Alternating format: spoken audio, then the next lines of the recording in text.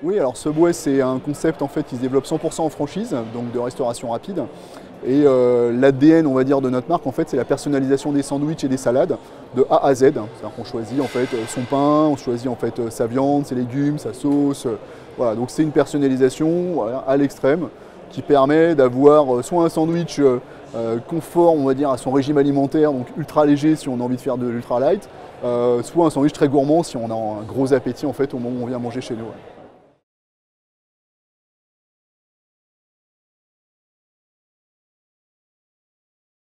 Alors il y a déjà des qualités de savoir-être, on va dire, donc il faut d'abord trouver quelqu'un qui puisse être chef d'entreprise, c'est une entreprise commerçant, si on sert des gens, donc on a un principe on va dire de service très important, et un chef d'entreprise commerçant qui puisse aussi vivre en franchise, parce que ça induit quelque part une forme de renonciation à son indépendance totale, puisqu'en fait on loue et on adhère en fait à un concept. Voilà. Après qualité de savoir-faire, c'est comme tout le monde, il faut que ça soit quelqu'un qui soit capable d'être un gestionnaire, un manager et qui ait des notions évidemment de commerce classique, quoi.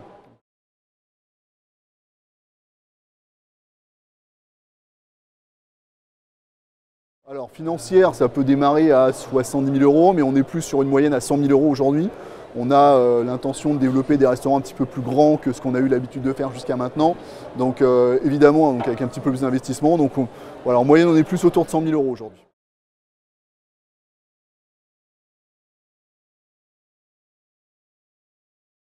Ouais, plusieurs raisons. Bah, déjà, les conditions d'accès sont relativement, on va dire, favorables. Le droit d'entrée est 10 000 euros. Le deuxième restaurant, c'est 5 000 euros. L'avantage, c'est qu'on puisse après être un acteur local en fait, dans la ville où on s'installe ou dans la région dans laquelle on s'installe. Donc on a vraiment un rôle, on va dire, de commerçant de proximité et un rôle, on va dire, social, économique au-delà du business qu'on est en train de monter dans la ville. Et par ailleurs, c'est vrai que c'est aussi un modèle qui est assez simple en termes de développement. Il y a encore quelques places à prendre aujourd'hui en France, donc on peut imaginer quelqu'un qui a envie d'avoir 2-3 restaurants autour de chez lui et puis voilà, et puis de faire plaisir les gens, clairement. Donc je pense que la qualité principale, c'est d'aimer les gens et puis d'aimer servir les gens en fin de compte. Ouais.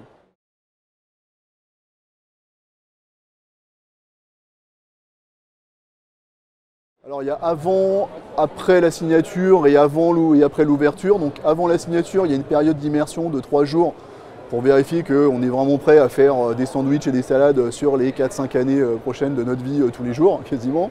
Ensuite, on a, donc une fois que les personnes sont prêtes et se disent ouais c'est ça que je veux faire, ils signent le contrat et ensuite on a une formation qui dure entre 6 à 8 semaines. Donc on a 2 semaines on va dire au siège qui est une formation alternée théorique et pratique. Et après il y a de l'immersion dans différents restaurants pour regarder les différents moments de travail de la journée, l'ouverture, la fermeture, un restaurant qui est en drive, un restaurant qui fait beaucoup de ventes à emporter, un restaurant qui bosse plus le soir que le midi, etc. Donc il y a tout ça. Et puis après jusqu'à l'ouverture, idéalement on essaye de faire participer à l'ouverture d'un restaurant nos nouveaux franchisés pour qu'ils voient un petit peu le rush là, une semaine avant l'ouverture et une semaine après l'ouverture, parce que c'est vraiment une période cruciale en fait, de réussite et de lancement en fait, du projet. Et puis après, ils sont visités, alors, on les accompagne on va dire au moins une semaine complète après l'ouverture, et après ils sont visités tous les mois régulièrement, ou plus s'ils en ressentent le besoin et qu'ils demandent d'avoir un peu plus de conseils parce qu'ils démarrent quoi, tout simplement.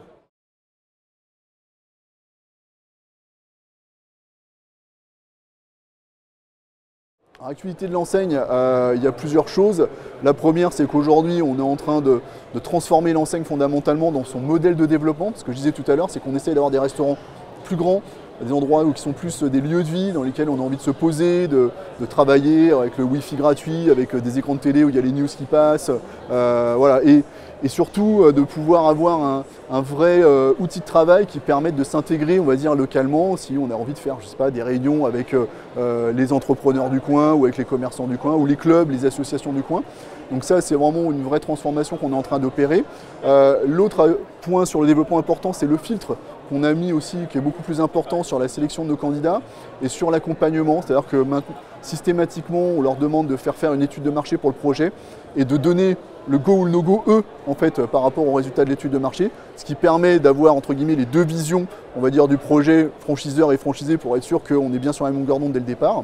Voilà. Et puis, bien évidemment, comme beaucoup d'enseignes, on est en train de revoir fondamentalement notre concept et de franciser petit à petit finalement notre outil et notre offre pour s'adapter en fait aux habitudes des consommateurs français. Donc on a commencé avec le sandwich à la raclette qui était un premier pas, et puis demain on est en train de travailler sur des recettes on va dire un petit peu plus locales aussi et sur l'évolution des recettes qu'on va proposer demain à nos clients, quoi. Ouais, clairement.